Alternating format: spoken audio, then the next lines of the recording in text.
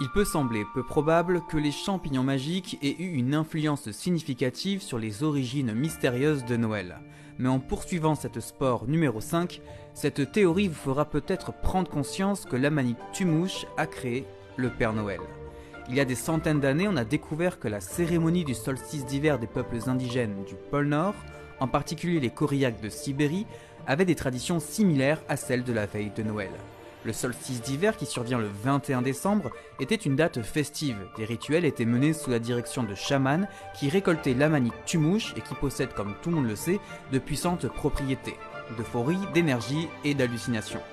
La toxicité de Amanita muscaria lorsqu'elle est ingérée est assez élevée et c'est pourquoi avant de la prendre, il a fallu les déshydrater sur des branches de pin.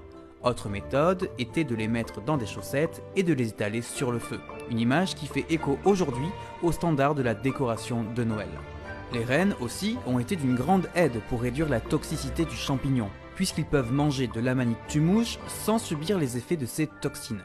Ainsi, l'urine des rennes a été utilisée comme un filtre enlevant la nocivité du champignon, mais qui conserve ses effets hallucinogènes. C'est alors que la présence du renne prend tout son sens dans l'imagerie de Noël, tout comme la fameuse question de leur envol.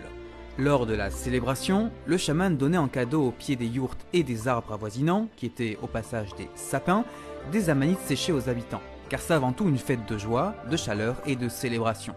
Il était habillé de rouge et de blanc, tout comme l'amanite Tumouche, qui au passage est d'un esthétique rare. Son rouge glacé et ses points blancs neige sont inimitables.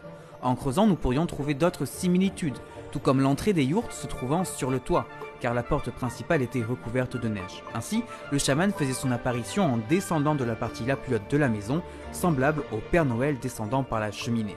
Jusqu'à très longtemps, les illustrations de Noël représentaient on ne sait pas pourquoi des amanites Tumouche un peu partout.